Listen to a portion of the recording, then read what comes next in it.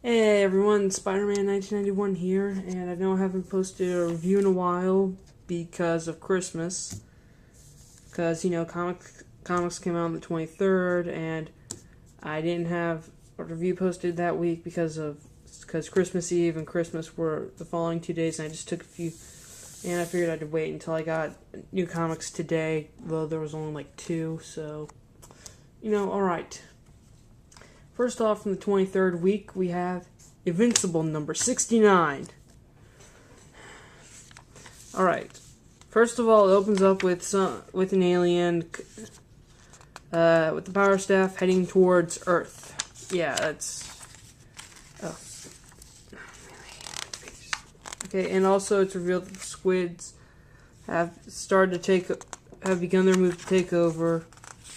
And naturally, the alien warrior that arrived observes a nuclear power plant. Then we have Mark and Eve talking about her powers and stuff. Then Eve's cell phone rings. She goes off and asks about it with Invincible, with their sort of superhero insurance business, Invincible Incorporated. I just started to get the series again a few weeks ago. So, yeah. And Eve says that they're on their way.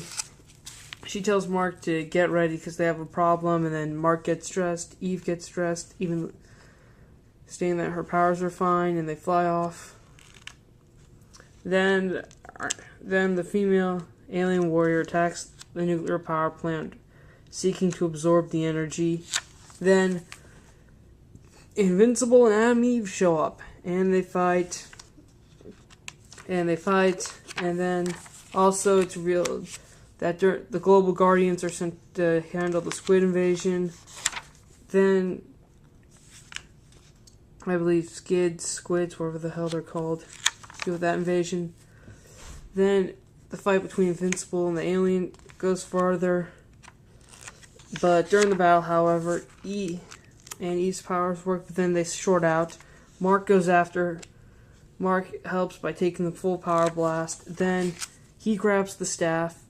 And without the staff, though, the alien loses her invincibility, and she goes down from one punch from Adam Eve. Then Cecil shows up and tells Mark that the sequids, that I actually saw the word, so now sequids are back, and we've got a problem. Mark says, well, aren't the Global Guardians taking care of it? Right. Then we get to the last shot with the main skid taking over, saying, all too easy. Which I love, which is a great way to close off the issue. And here's a little teaser for the next cover.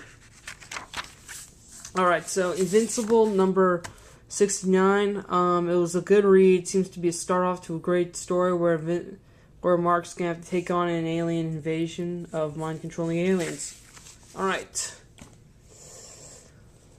Next up, Marvel What If? SpiderMan, House of M. Okay, this is a two-parter. The first off is, after everyone knows the House of M event where Scarlet Witch altered reality and so forth. Well, pretty much now these issues ask, what if? This first story is an example of what if Gwen Stacy survived House of M. It starts immediately after Peter wakes up, and he remembers everything. And Gwen Stacy's alive and checking things, wondering how reality's different. Peter goes off, helps the Avengers, and then Gwen's looking up information about everything. And then Doctor Strange shows up to try to send her back, but then she runs. Peter's trying to explain to MJ everything that happened. Then Gwen gets away. And as we can see here, Doctor Strange is kind of fluctuating, stating that Gwen's very presence is ruining the fabric of reality. Then Avengers Tower is attacked, led by a bunch of villains, all led by Norman Osborn. And Venom has killed Aunt May and Jarvis. And then Green Goblin kills Mary Jane, which of course pisses Peter off, pushes him to the limit, sees Gwen, then he nearly kills Osborn. Gwen's about to jump, and then Peter goes after her, and then he catches her, but unfortunately, reality gets destroyed. So yeah, apparently Gwen coming back after the whole reality shift is a bad thing. Then we have another what if where not only Gwen survived, but so did their son. So now Peter has another wife and a kid well, I'm not so sure if this counts as wedlock because it's another reality or whatever. And then Peter secretly starts to spend time with his other wife and son. But then eventually, and Mary Jane says that she was attacked by the Green Goblin. Peter goes over to prison to see if he's still there, and Peter then sees the Osborns there. But then eventually, Peter's mind starts to split, and he becomes a new Green Goblin like he did in House of M. But this time, he decides to kill Mary Jane so that he could have a happy family. And right when he's about to, he sees himself in the mirror. He breaks free.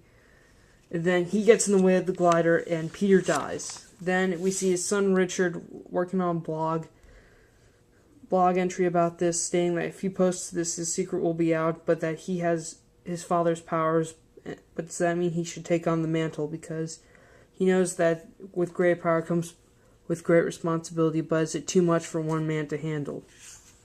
And then we get a few other what-if things, though, that were just kind of humorous. Although, okay, my favorite story out of this issue, though, would have to be the second one. The one with Peter's kid coming back, because I like how he's starting to question being Spider-Man.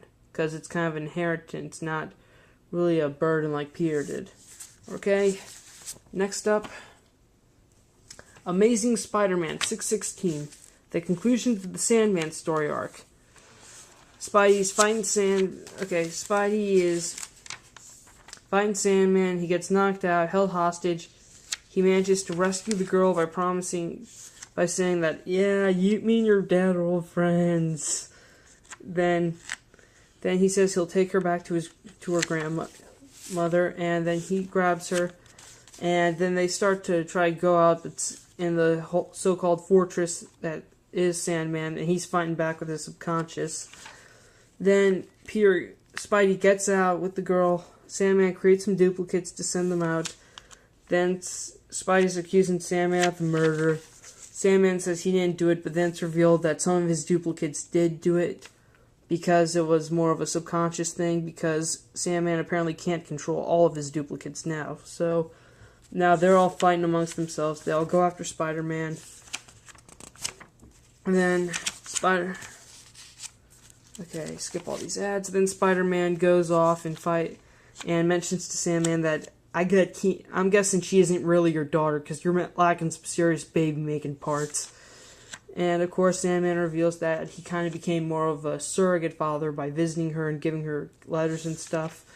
So then Spidey eventually uses his web compound chemicals to knock out Sandman, and then escape with the girl. However, though, it's revealed that her grandmother was an unfit guardian, so now foster care has taken her away, and it makes Peter feel kind of down. Even though Carly Cooper has been proven innocent, he feels kind of bad. But she reminds him that being a hero is really about making the hard choice.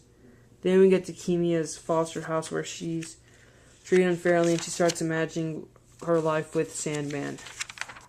Okay, so far this one, as opposed to the Electro story, I like this one better because it was shorter and it was more to the point, and I like Sandman better than Electro. And also and not really much change in the artwork, but still, I liked it. It was pretty entertaining to read. Okay, stay tuned for part 2.